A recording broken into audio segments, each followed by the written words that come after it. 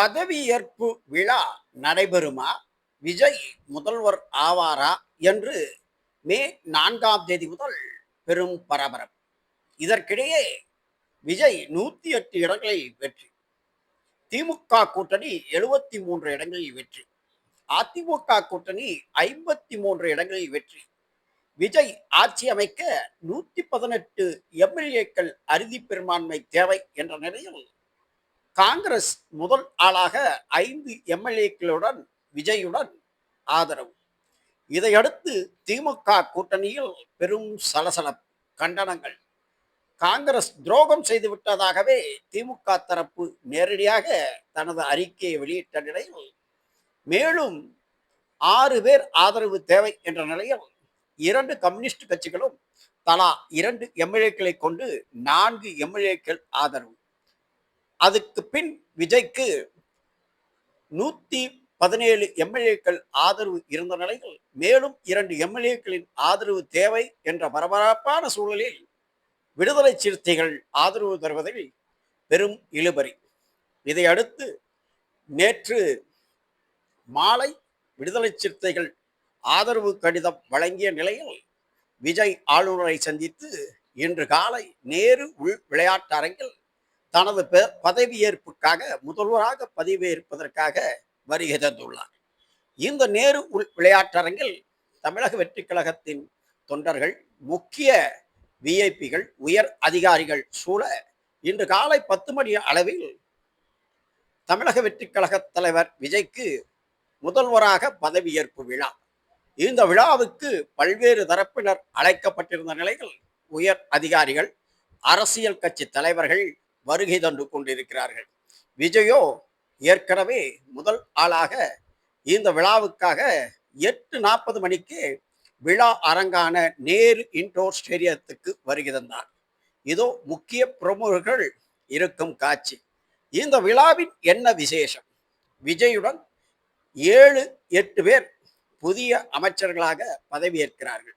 அவர்களுக்கான போர்ட்போலியோ ஏற்கனவே வந்துவிட்ட நிலையில் விஜய் அவர்களுக்கு என்ன பொறுப்புகள் வழங்குவார் என்று செய்திகள் பத்திரிகை தரப்பில் வெளிவந்த சூழலில் தற்பொழுது பெரும் அதிர்வலையை ஏற்பட்டிருக்கும் விஜய் திரிஷா.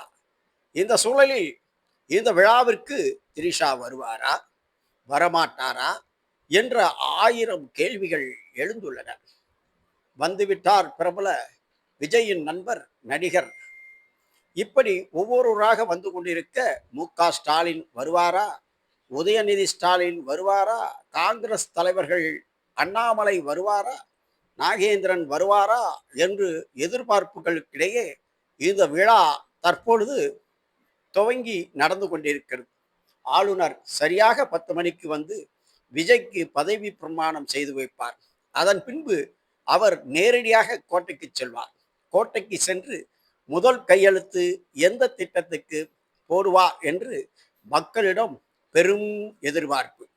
மகளிர் உதவித்தொகையாக அறிவித்த 2500க்கு போடுவாரா, 200 யூனிட் இலவச மின்சார திட்டத்திற்கு போடுவாரா, மாணவர்களுக்கான கல்வித்தொகைக்கு போடுவாரா, இலவச பேருந்து தமிழகம் முழுவதும் விடுவதாக கூறியிருந்தாரே அதற்கு கையெழுத்து போடுவாரா என்று பெரும் ஆவல்.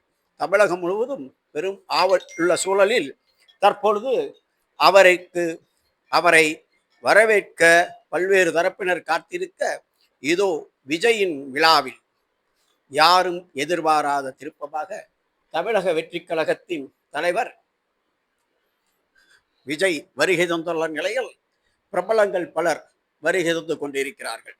இதோ இந்த விழாவிற்கு யாரும் எதிர்பாராத சூழலில் திரிஷா துள்ளி குதித்து ஓடி வருகிறார். அவரை வாரி அணைக்கும் நண்பர்கள். இதோ திரிஷா விழா மேடைக்கு வரும் காட்சியை இன்னும் சற்று நேரத்தில் நீங்கள் பார்க்கலாம். அவர் வருவதை கேமரா படைபிடிப்பதும் அவர் அங்கிருக்கும் அனைவருக்கும் கை ஆற்றுவதையும் நீங்கள் காணலாம். திரிஷா வரும்பொழுது உங்களுக்கான அந்த வீடியோ தற்பொழுது ஒளிபரப்பப்படுகிறது. இதோ திரிஷா வந்து கொண்டிருக்கிறார். இதோ வந்து விட்டார் திரிஷா. அனைவரும் அவரை வரவேற்கும் காட்சி.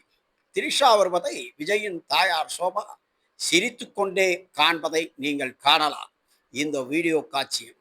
இதோ திரிஷா அனைவருக்கும் கையாட்டும் காட்சி.